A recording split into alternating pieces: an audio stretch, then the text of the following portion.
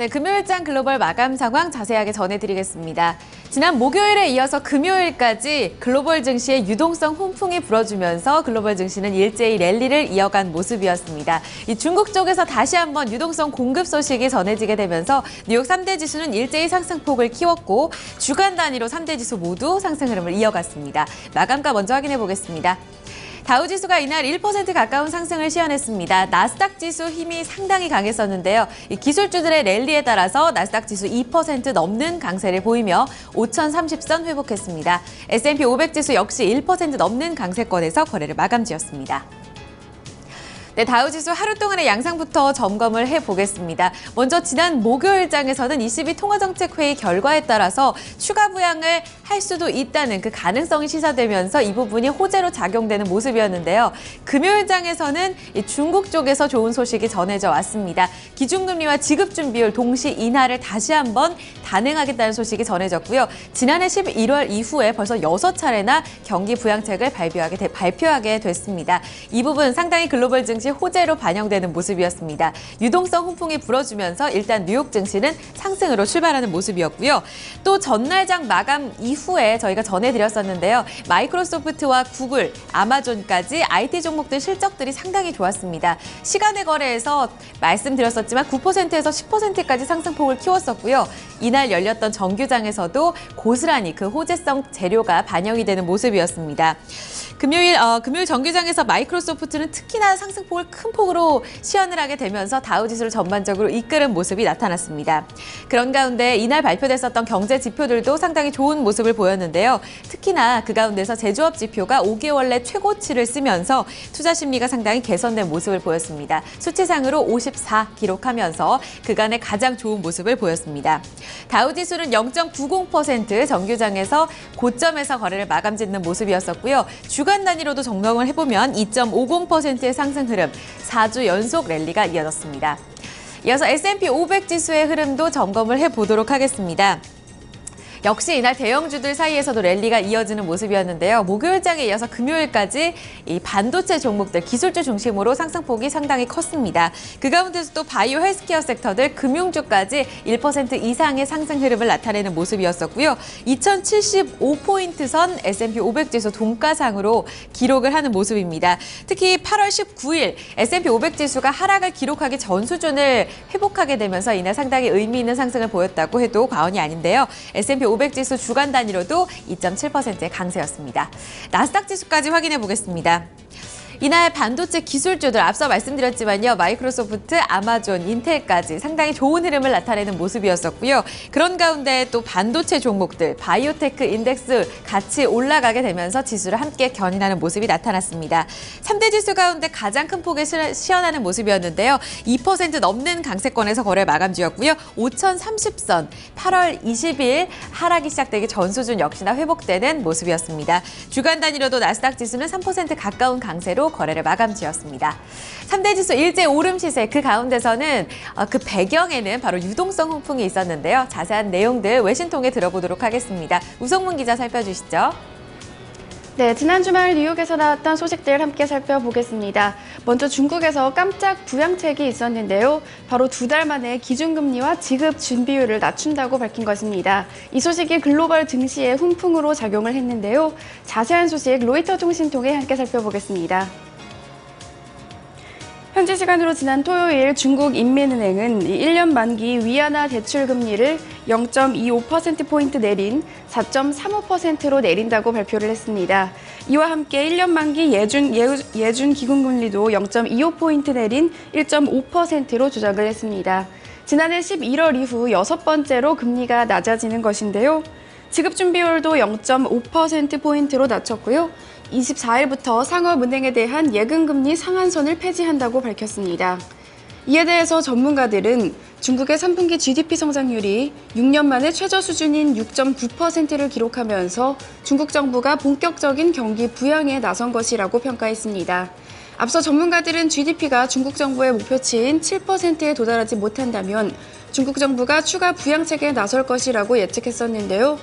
실제로 전날 강연에 나선 리커창 총리 역시 중국 경제가 직면한 어려움을 과소평가해서는 안 될 것이라며 경기 둔화에 대한 경계감을 나타냈었습니다.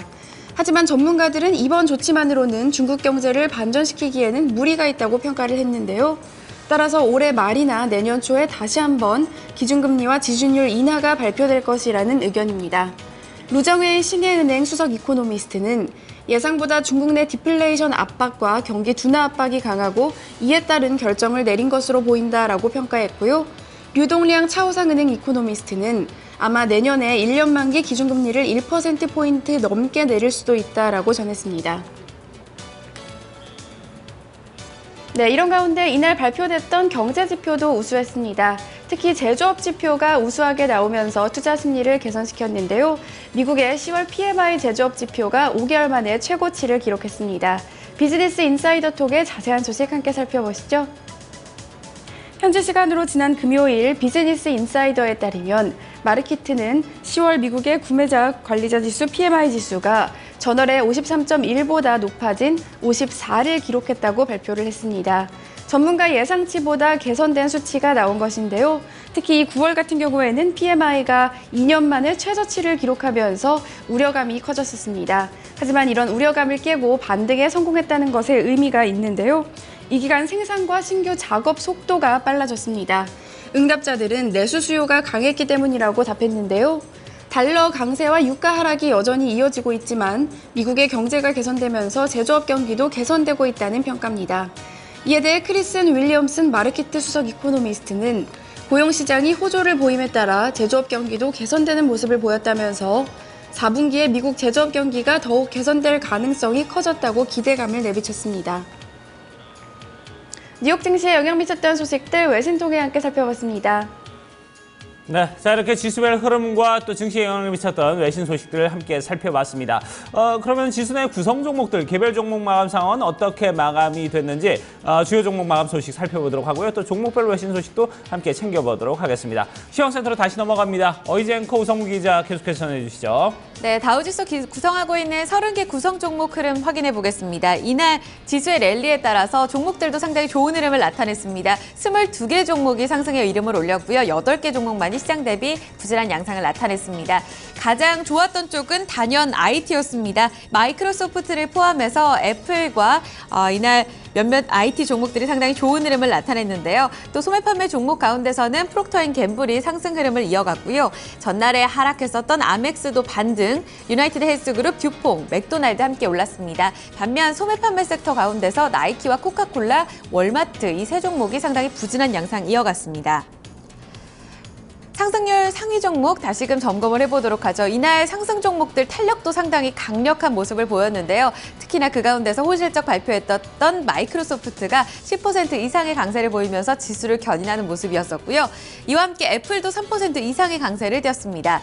이날 프록터앤갬블도 실적을 발표했는데 매출이 강달러 타격을 받으면서 조금 줄어들었습니다. 반면에 이익은 예상을 상회하는 결과 나타나면서 시장은 이 부분에 조금 더 초점을 맞춘 모습이었었고요. 프록터앤갬블은 이날 장에서 3% 가까운 상승을 시현했습니다.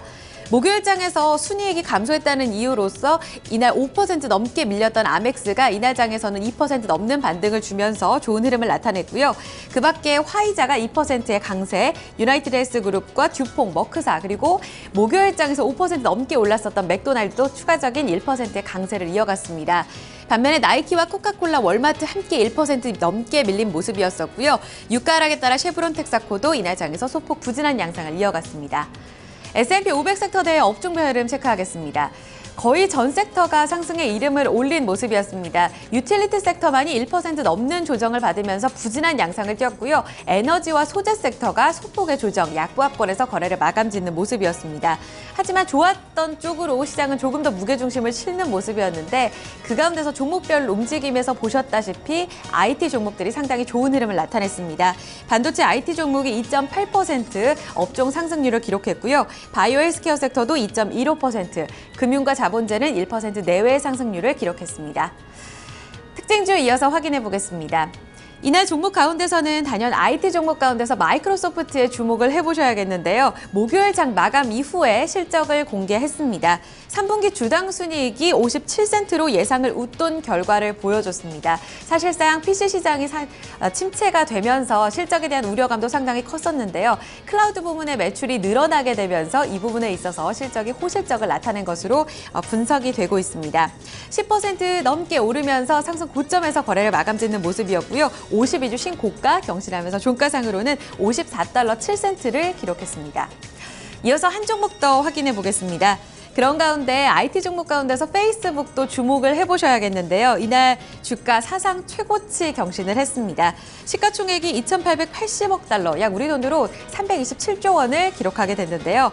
다음 달 4일 실적 발표를 앞두고 있는 상황입니다. 광고 수익이 증가하면서 호실적이 전망됐다는 소식도 호재로 반영이 됐고요. 게다가 검색 서비스를 강화한다는 소식도 호재로 반영이 되는 모습이었습니다.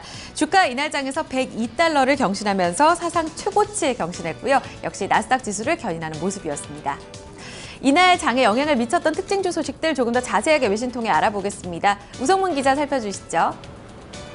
네, 종목 주요 소식 외신 통해 함께 살펴보겠습니다. 앞서 들으신 것처럼 이날 기술주들이 강세를 보인 하루였는데요. 특히 그중에서도 페이스북의 주가가 100달러를 돌파하면서 사상 최고치를 경신했습니다. 이 실적에 대한 기대감과 검색 서비스 강화에 대한 기대감이 겹쳤기 때문인데요. CNBC 통해 자세한 소식 함께 살펴보겠습니다. 현지 시간으로 지난 금요일 CNBC에 따르면 페이스북은 앞으로 페이스북에 올라와 있는 2조 건의 포스트를 검색하는 것을 가능하게 바꿀 것이라고 밝혔습니다. 이 페이스북의 검색 담당 부사장인 톰 스토키는 이 페이스북 공식 뉴스 페이지에 글을 올렸는데요. 여기서 검색 서비스를 강화해서 앞으로 페이스북에 있는 친구들이 올린 내용이나 외부에 공개된 포스트들을 검색하는 것이 가능해졌다고 밝혔습니다. 스토키 부사장은 페이스북을 찾는 사람들은 뉴스피드를 통해서 세상에서 무슨 일이 벌어나는지 알고 싶어 한다면서 이번 조치는 이에 대한 확장이라고 설명했습니다. 따라서 앞으로 뉴스나 이슈에 대해서 페이스북 사용자들의 실시간 의견을 알 수 있게 되는데요. 이에 대해 CNBC는 페이스북이 검색 엔진을 대표하는 구글의 도전장을 내민 것이라고 표현했습니다. 페이스북에서는 매일 15억 개 이상의 검색이 이뤄지고 구글에서는 33억 개의 검색이 이뤄지는데요. 이 소식이 전해지면서 이날 페이스북의 주가는 2.53% 오른 102.19달러로 거래를 마감했습니다. 사상 처음으로 100달러를 넘어간 것인데요. 이로써 시가총액은 2,879억 달러 수준을 기록했고요. 이는 삼성전자 시가총액의 1.5배에 해당하는 수준입니다. 네, 다음 종목은 바로 지난 목요일 장 마감 후에 우수한 실적 공개했던 마이크로소프트입니다. 이 PC 시장 분화에도 불구하고 클라우드 부분이 호조를 보이면서 우수한 실적을 기록했는데요. 자세한 소식 USA 투데이 통해 함께 살펴보겠습니다.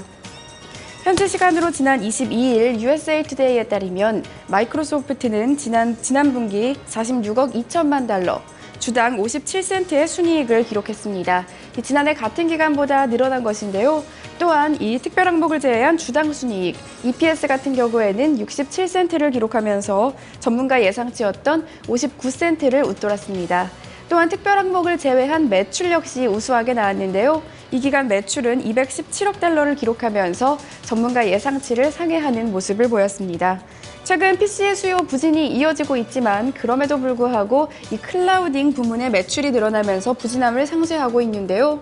실제로 클라우드 서비스를 총괄하는 지능 클라우드 부문의 매출은 지난해 같은 기간보다 8% 증가한 58억 9천만 달러를 기록했습니다. 환율 영향을 제외하면 매출은 14%나 늘어났는데요. 사타야 나델라 마이크로소프트 CEO는 현재 마이크로소프트의 클라우딩 사업 규모가 82억 달러 수준이라면서 목표치인 200억 달러에 순조롭게 다가가고 있다고 전했습니다. 이 소식이 전해지면서 마이크로소프트의 주가는 10.08% 급등했습니다. 종목 주요 소식까지 외신 통해 함께 살펴봤습니다. 네, 자 이렇게 종목별 흐름도 저희가 모두 다 살펴봤습니다. 그럼 유럽 증시 마감 상황은 또 어떻게 됐는지 체크를 해보도록 하고요. 상품 환율 채권 시장 마감 상황도 아울러서 알아보도록 하겠습니다. 어이제커 전해드립니다. 네, 앞서 마감했던 유럽 증시도 호조 랠리를 이어가는 모습이었습니다. 중국의 경기 부양책 소식에 따라서 그 전날의 ECB 훈풍에 이어서 상승 랠리가 이어졌고요. 주요 증시 1%에서 2%가량의 상승폭을 시현했습니다. 영국 푸츠백 지수가 1% 넘게 상승률을 기록하면서 6,444포인트 선의 종가를 기록했고요. 프랑스 까크 지수가 2.53%, 독일 닥스 지수가 2.8%의 상승을 기록했습니다. 이어서 상품시장 점검하겠습니다. 국제 유가는 이날 장에서 기준금리 인하 발표에도 불구하고 중국의 부양촉 소식에도 불구하고 달러가 강세를 띠면서 하락세를 이어갔습니다. 1.7% 내리면서 배럴당 44달러 선까지 내려앉은 모습이고요. 금값 역시 달러 강세 영향받으면서 온스당 0.3% 밀렸습니다. 금값 같은 경우에는 주간 단위로 1% 넘게 밀리면서 지난 8월 28일 이후로 주간 단위 최대 하락률을 기록했습니다. 옥수수 가격은 0.42% 오르면서 부실당 3달러 79센트 기록했습니다. 이어서 주요 지수 보겠습니다. 필라델피아 반도체 지수, 반도체 IT 종목의 호조에 따라서 1% 넘는 상승을 기록했고요. 공포지수인 빅스 지수가 소폭 오른 가운데 BDI 발틱 운임 지수는 이날 장에서 반락했고요. 774포인트 선을 기록했습니다. 마지막으로 외환채권시장 점검하겠습니다. 지난 금요일장 서울 외환시장에서 원달러 환율 급락 시세에 이어졌습니다. 목요일장에서 ECB 통화정책회의에서의 드라기 총재의 비둘기파적인 발언이 영향을 미쳤는데요. 위험자산 선호 심리 강력해지면서 14원 가까이 급락했고 1124원 70전 종가 썼습니다. 금요일장에서 달러 흐름 주목하셔야겠습니다. 중국의 기준금리 인하 소식 발표가 되면서 달러가 강세를 띠는 모습이었고요. 달러 인덱스가 97 레벨대까지 올라섰습니다. 마지막으로 미국 70년물 금리는 전거래일보다 0.06% 오른 2.09%의 수익률을 기록했습니다. 지금까지 금요일장 글로벌 동향이었습니다. 네, 자 이렇게 글로벌 마감 동향까지 저희가 모두 다 살펴봤습니다. 자, 오늘은 이제 어제보다 조금 선선한 낮 기온이 예상이 됩니다. 서울은 이제 20도까지 내려갈 거라고 전망이 되는데요. 오늘부터 내일까지 이제 전국적으로 비 소식이 있습니다. 이 비가 지나고 나면은 이제 날씨가 꽤 쌀쌀해질 거라고 하니까요. 서서히 이제 추운 날씨 대비하실 때가 되지 않았나 하는 생각이 듭니다. 자, 토마토 잉쇼 1부 순서 여기서 모두 마무리 짓도록 하고요. 저희 잠시 후에 2부에서 다시 뵙도록 하겠습니다.